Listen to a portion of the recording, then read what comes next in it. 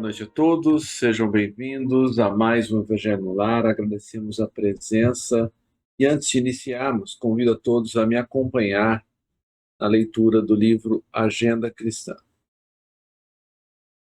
Vou na minha tela.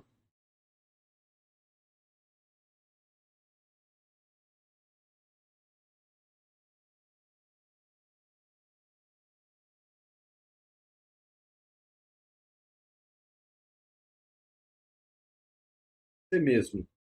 Lembre-se de que você mesmo é o melhor secretário da sua tarefa, o mais eficiente propagandista dos seus ideais, a mais clara demonstração de seus princípios, o mais alto padrão do ensino superior que seu espírito abraça e a mensagem viva das elevadas noções que você transmite aos outros.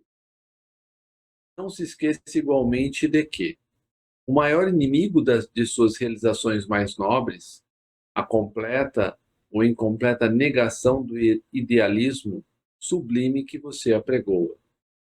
A nota discordante da sinfonia do bem que pretende executar. O arquiteto de suas aflições e o destruidor de suas oportunidades de elevação é você mesmo. Prece inicial.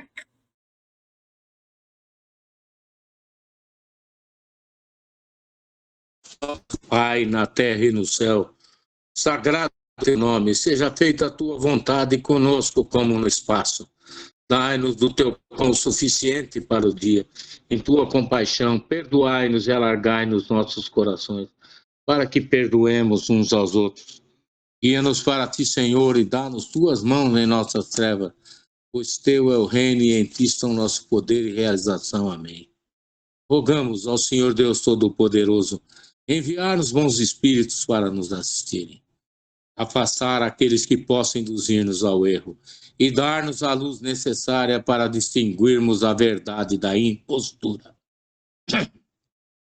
Afastai também os espíritos malfazejos, encarnados ou desencarnados, que poderiam tentar lançar a desunião entre nós e com isso desviar-nos da caridade e do amor ao próximo. Se alguns procurarem penetrar nesse recinto, fazei que não encontrem acesso em nossos corações. Bons espíritos, que vos dignais vir instruir-nos, tornai-nos dóceis aos vossos conselhos. Afastai-nos de todo pensamento egoísta, de orgulho, de inveja e de ciúmes. Inspira-nos a indulgência e a benevolência para com nossos semelhantes presentes ou ausentes, amigos ou inimigos. Fazei, enfim, e pelos sentimentos que nos animarem, possamos reconhecer a vossa salutar influência. Dai aos médiuns que encarregardes de transmitir os vossos ensinamentos a consciência da santidade do mandato que lhes é confiado e da gravidade do ato que vão praticar a fim de que o façam com o fervor e o recolhimento necessários. Se estiverem entre nós pessoas que foram atraídas por outros sentimentos e não do bem, abre seus olhos à luz, Senhor, e perdoai-as como nós as perdoamos se vieram com intenções malfazejas. Pedimos especialmente aos sagrados Espíritos da Luz, os nossos guias espirituais, para nos assistirem e velarem por nós. Este ato sem cesse. Amém. Obrigado, Rubem. Hoje vamos ler o Evangelho segundo o Espiritismo. Vou compartilhar a minha tela novamente.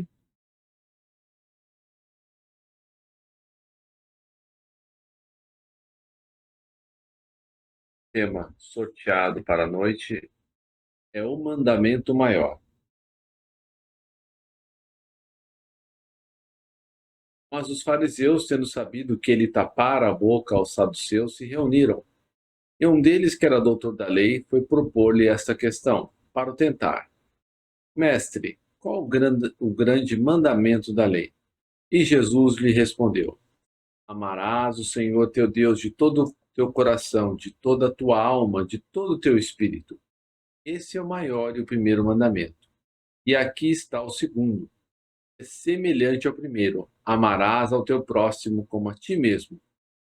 Toda a lei e os profetas se acham contidos nesses dois mandamentos.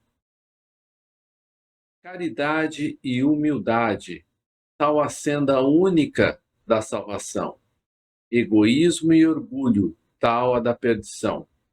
Este princípio se acha formulado nos seguintes precisos termos: amarás a Deus de toda a tua alma e a teu próximo como a ti mesmo. Toda a lei e os profetas se acham contidos nestes dois mandamentos. Para que não haja equívoco sobre a interpretação do amor de Deus e do próximo, acrescenta: e aqui está o segundo mandamento, que é semelhante ao primeiro, isto é, que não se pode verdadeiramente amar a Deus sem amar o próximo, nem amar o próximo sem amar a Deus. Logo, tudo que se passa contra o próximo, mesmo é que fazê-lo contra Deus. Não podendo amar a Deus sem praticar a caridade para com o próximo, todos os deveres do homem se resumem nessa máxima: fora da caridade não há salvação. Comentários até aqui?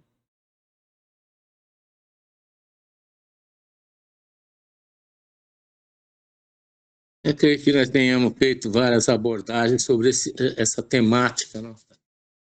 Ao longo desses anos aí que nós estamos aí peleando no Evangelho de Jesus.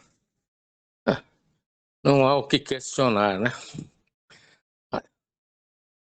Em suma, toda a religiosidade, toda a espiritualidade está centrada nesses dois tópicos, né?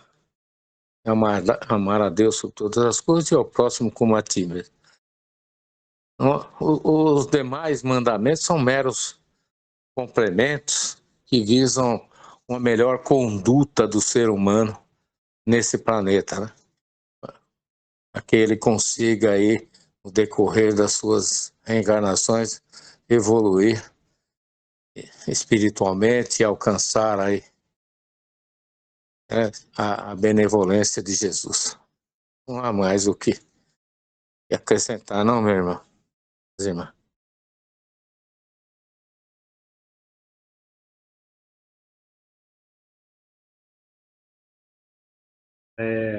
Muito obrigado pelas palavras, Rubem. É realmente isso. Pensar um pouquinho no amar a Deus sobre todas as coisas. O que disso? O que geralmente a gente faz quando está aqui na Terra? A gente ama todas as coisas acima de Deus. Porque nós fazemos dessa oportunidade, dessa reencarnação, o quê? Uma busca pelo prazer das situações mais favoráveis, das coisas, e buscamos evitar a dor a todo custo. Qualquer coisa que nos atrapalhe nesse sentido, a gente tende a afastar. E a caridade é inimiga dessa vida hedonista de busca pelo prazer. A caridade faz com que eu pense primeiro no meu irmão, na minha irmã de jornada, e não tente usá-la ou usá-lo no processo.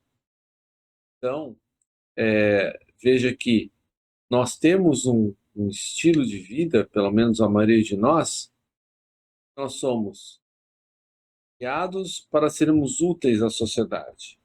Mas mais do que isso, a sociedade nos passa o ponto de vista do sucesso material. Só quem tem o carro, a casa, a viagem, a esposa, né, os filhos todos naquele colégio, naquela situação, é que tem um padrão de sucesso. Por isso que eu gosto tanto dos escritores antigos de autoajuda, né? Tem um especialmente que eu gosto bastante, que é o Dale Carnegie e o Napoleão Hill. Napoleão Hill, ele fez um mapeamento, né, das leis da prosperidade. E ele ele entrevistou milhares, né, de pessoas que tinham riqueza, mas ele quis ir um pouco mais além, porque só a riqueza material não era o suficiente. Era necessário ter o bem-estar familiar, espiritual. E aí, nesse livro, ele vai chegando às conclusões das, das leis da prosperidade, né? O livro chama-se Lei do Triunfo. E é muito interessante que as pessoas que tinham muito dinheiro, elas não tinham paz, né? Porque a paz não é algo que se compra. Nós, geralmente, trocamos o quê? O nosso tempo por dinheiro. Mas o ideal que fosse que nós fizéssemos apenas uma parte disso. Mas tem pessoas, né, e muitas vezes nós somos tentados a seguir o mesmo caminho para trabalhar, trabalhar, trabalhar, para construir situações mais favoráveis, né? Podemos viajar mais, aproveitarmos mais a nossa vida. Não há nada de errado nisso. A questão é sempre os excessos. Por isso que Jesus tão sabiamente disse: amar a Deus sobre todas as coisas. Ou seja, o que quer que haja nesse planeta que possa, assim, ser objeto do nosso bem-estar, não pode se sobrepor, né, às leis divinas. Daí vem amar ao próximo, a si mesmo, né? A regra de ouro, não fazer ao outro o que não gostaríamos de receber. E é interessante que quando nós pensamos nisso, né, quando nós nos colocamos no papel do outro e nós nos perguntamos: se eu fizesse essa conduta, será que eu gostaria? É muito difícil de se enganar. E chega à conclusão, realmente, falar dessa maneira com o outro, isso não me agradaria. Daí fica mais fácil a gente entender os nossos limites e os limites do outro. Kant dizia, né, que para que você analise uma conduta, ele vai um passo além, né? Bem, não devemos prejudicar a ninguém, mas socialmente, né? Se eu decido usar um farol vermelho, não está vindo ninguém, né? Não existe uma situação de risco. Kant nos propõe que a gente analise a nossa conduta à luz do coletivo, ou seja, se todo mundo resolver ultrapassar o sinal vermelho, será que isso é bom?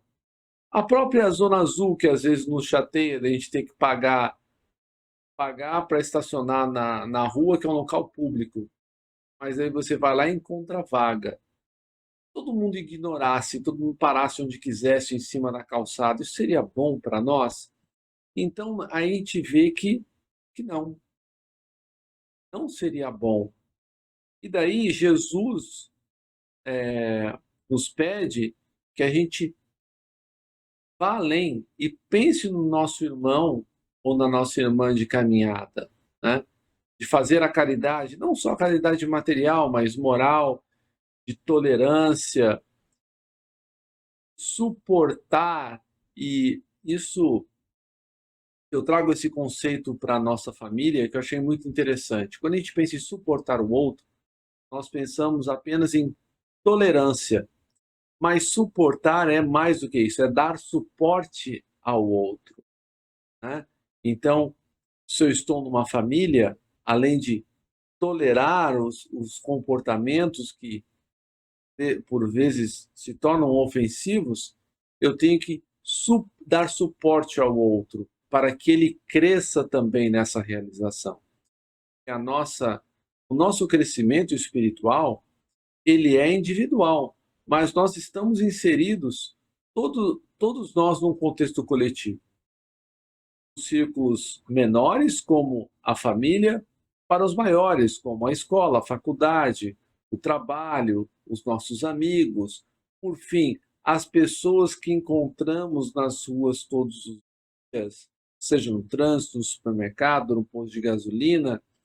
Então, o que Jesus nos propõe, esse amar ao próximo como a ti mesmo, é muito mais amplo, né? Por isso que naquela passagem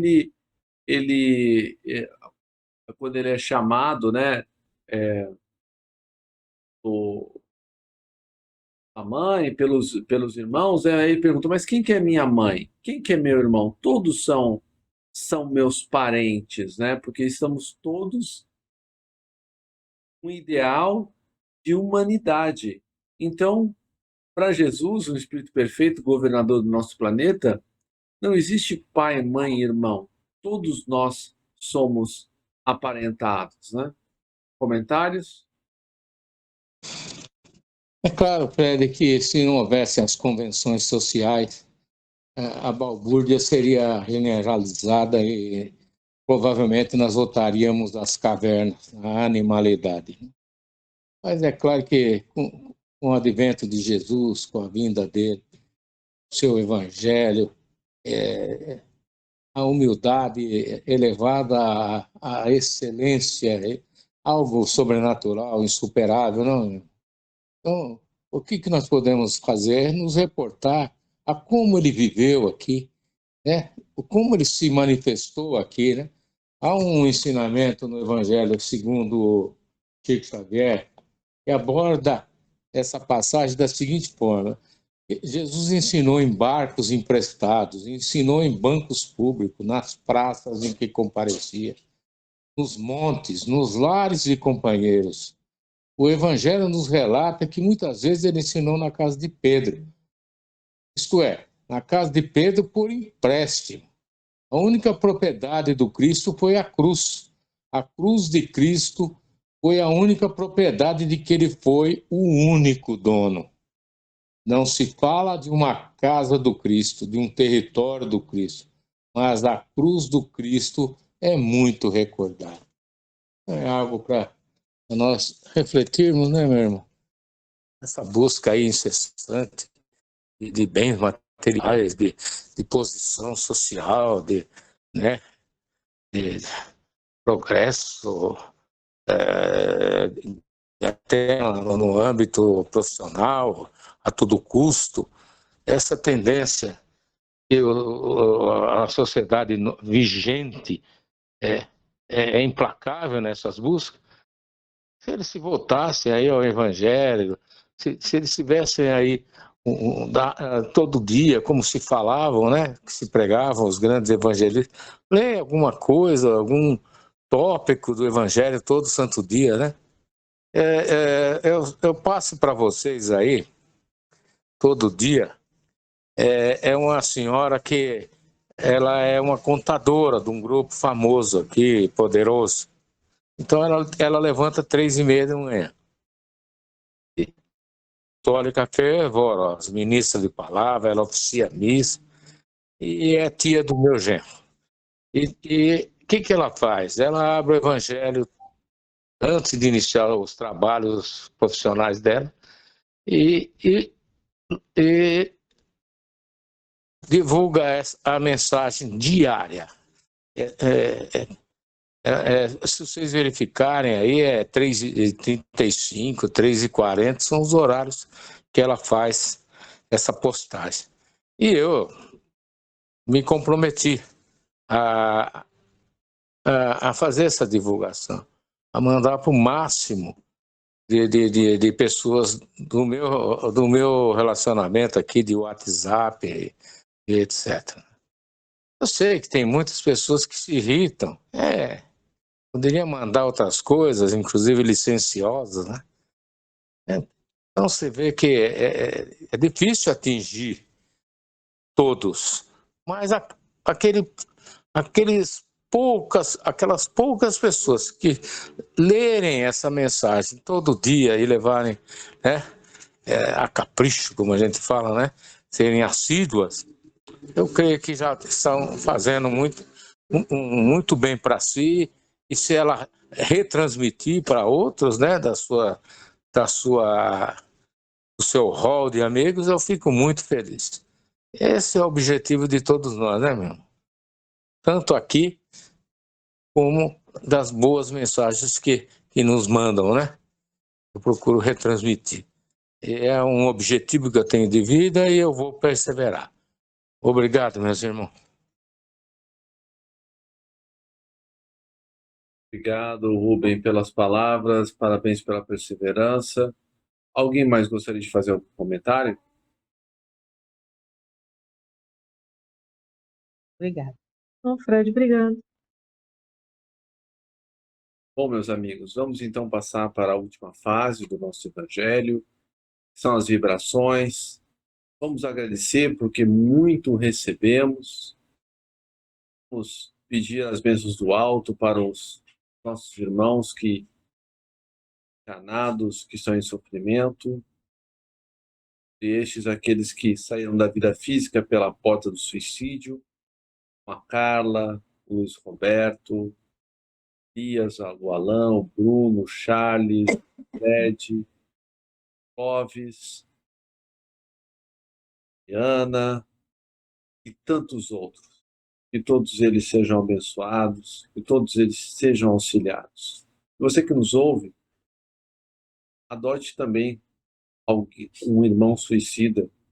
Anote o nome deles, faça prece por eles, porque geralmente eles acabam sendo abandonados pela família, porque em muitos momentos existe um traço de dor, de incompreensão. Procure fazer essa caridade. São os que mais precisam. E para os doentes, que também somos nós e são eles.